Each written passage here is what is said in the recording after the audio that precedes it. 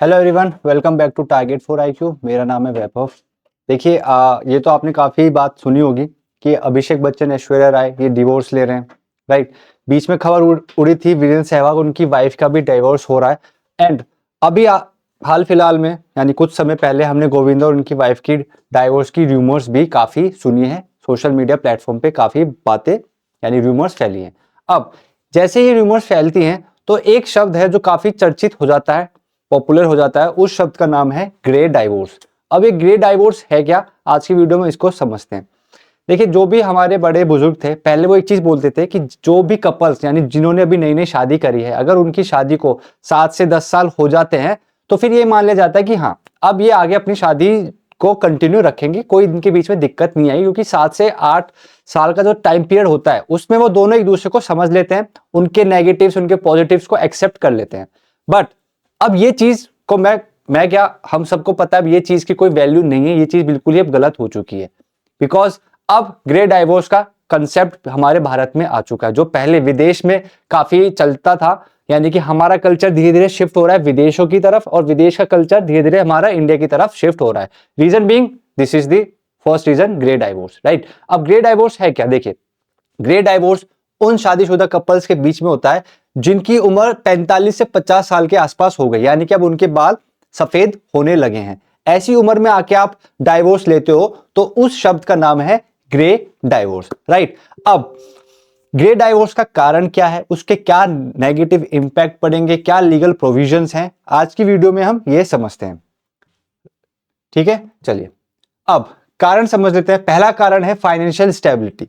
अब देखिए, ये बात तो हम सबको पता है, आजकल मतलब पहले तो जो लड़कियां होती थी उनको पेरेंट्स कम ही पढ़ाते थे। उनका काम होता, मतलब वो ये सोचते थे कि अगर हमारे घर बेटी हुई है तो हम इसको पढ़ा लिखा क्या करेंगे, एट द एंड उसको शादी करके दूसरे घर ही जाना है, वहां का ही मतलब परिवार को संभालना है। तो उसको जो परिवार को संभालने के लिए जो ड्यूटीज होती हैं, काम होता है, वही करवाते हैं, जैसे खाना पीना, कपड़े धुलवाना, घर की देख रेख, बड़े बुजुर्ग की देख रेख, उसमें ही लड़कियों का ध्यान वो रखते थे कि हाँ तुम्हें स्कूल नहीं, तुम्हें ये काम करना है क्योंकि दूसरा घर संभालना है। अब आज की तारीख में हम देखें तो अगर पेरेंट्स अपनी लड़कियों को वहां पे ज्यादा फोकस नहीं कराते, उनका फोकस होता है हमारी लड़की उतना ही पढ़े, इवन लड़कों से ज्यादा पढ़े, ज्यादा अच्छा सक्सेसफुल हो। ठीक, लड़कियां पढ़ लेती हैं, सक्सेसफुल हो जाती है, बहुत अच्छी बात, कोई दिक्कत यहाँ पे अभी तक कोई बात नहीं है। पर दिक्कत आती है तब जब लड़की के माइंड में बात आ जाती है कि देखिए अब मैं भी इक्वली इंपॉर्टेंट हूं, जहां पर तुम हो वहां पर ही मैं हूं। ठीक है, अब कंधे मतलब कंधे से कंधा मिलाकर लड़कियां चलती हैं, यहां पे भी प्रॉब्लम नहीं है। प्रॉब्लम आती है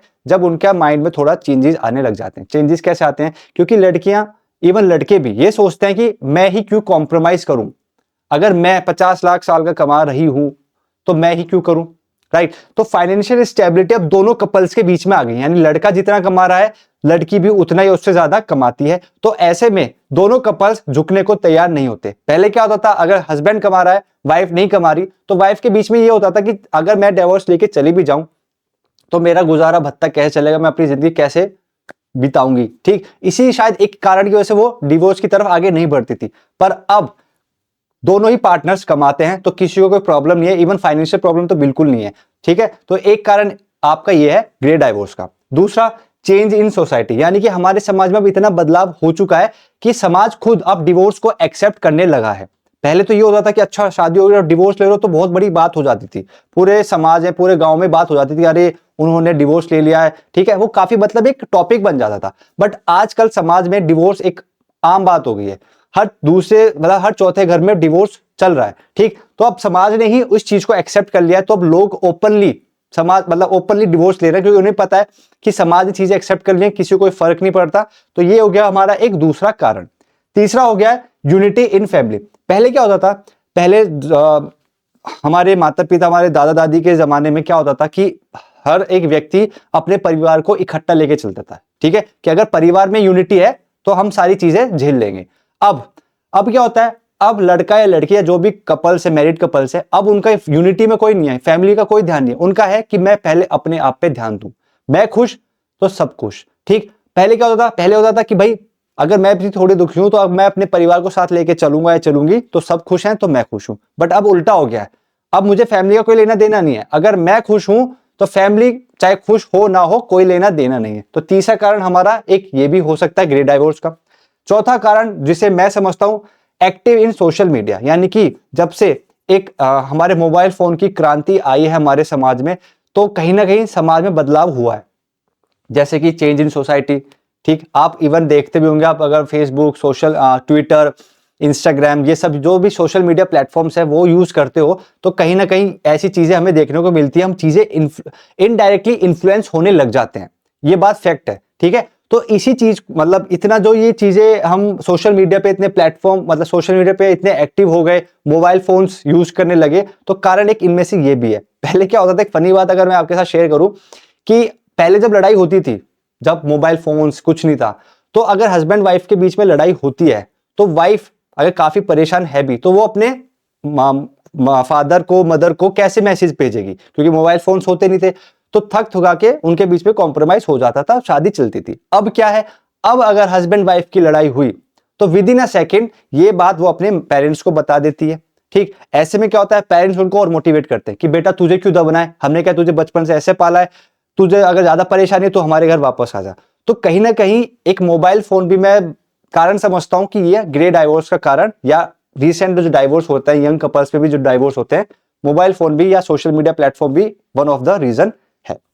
राइट, अब बात कर लेते हैं लीगल प्रोविजंस। देखिए, ये डिपेंड करता है कि कपल्स कौन से धर्म से बिलोंग करते हैं, यानी कि उनका पर्सनल लॉ के अकॉर्डिंग उनका डिवोर्स होता है, और अगर दोनों अलग अलग धर्म से बिलोंग करते हैं, तो उनके लिए अपना स्पेशल मैरिज एक्ट के तहत उनका डिवोर्स हो जाता है। अगर सेम धर्म से करते हो, अगर आप हिंदू हो, तो हिंदू मैरिज एक्ट के अंदर आपका डिवोर्स हो जाएगा।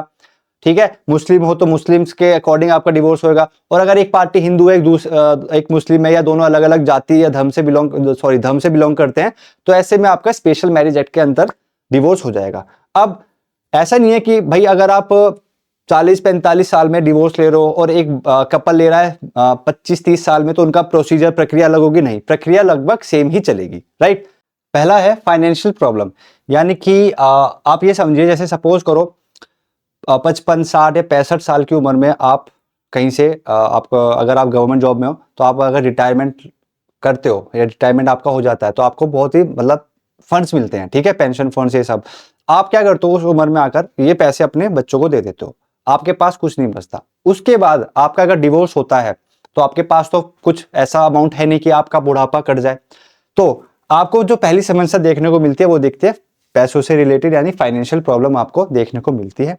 दूसरी, लोनलीनेस, आप अकेलापन का भी शिकार यहाँ पे हो जाते हो, क्योंकि अब आपका हो चुका डिवोर्स ऐसी उम्र में आके। अब ये भी पॉसिबल नहीं होता कि आपके जो बच्चे हैं आप अब उनके साथ जाकर सेटल हो जाएं, बिकॉज होता क्या है, जब भी आपके बच्चे, आपकी शादी होती है, वो अपनी शादीशुदा जिंदगी में जाके सेटल होते हैं और आप अलग रहते हो, बट एकदम से अचानक आप अगर उनके साथ शिफ्ट होने की सोचते हो, तो कहीं ना कहीं उनके बीच में भी टकराव होने की संभावना बढ़ जाती है। तो ऐसे में आप प्रिफर करते हो कि अपनी वजह से अपने बच्चों को तकलीफ क्यों देनी है, तो आप अकेले रहना शुरू कर देते हो, और ये भी एक one of the challenge consider किया जाता है। दूसरा है नो न्यू रिलेशंस, यानी कि इतनी उम्र में आकर नए संबंध बनाना ये काफी एक मुश्किल हो जाती है, क्योंकि इजीली आप किसी के साथ ट्रस्ट, पहली बात तो ट्रस्ट इशू हो जाएगा, और दूसरी बात इस उम्र में आकर आपको कोई भी दूसरा लाइफ पार्टनर मिलना थोड़ा काइंड ऑफ इम्पॉसिबल है। तो एक नया संबंध बनना, एक नया रिलेशन बनना, ये भी एक one of the challenge consider किया जाता है। लास्ट है जॉइंट प्रॉपर्टी, यानी कि अगर आपकी और आपकी वाइफ के बीच में जो प्रॉपर्टीज हैं वो जॉइंट है, जैसे जॉइंट अकाउंट खुला हुआ है या कोई आपने प्रॉपर्टी परचेज करी उसमें अब दोनों का नाम है, तो अब ग्रेट डिवोर्स के बाद आपको बैंक अकाउंट्स और वो प्रॉपर्टी में अलग अलग नाम करवाना है, और वो भी काफी एक मुश्किल बड़ा ही काम हो जाता है। तो ऐसे में फोर्थ पॉइंट भी, यानी कि ये भी एक चैलेंज की तरह कंसीडर किया जाता है। सो दैट्स इट, वीडियो में आज यही था। ग्रेट डिवोर्स काफी चर्चा, पॉपुलर वर्ड है, काफी पॉपुलर हो रहा था, तो मैंने सोचा आप लोगों के साथ डिस्कस किया जाए। I hope you love the video. मिलते हैं नेक्स्ट वीडियो में, धन्यवाद।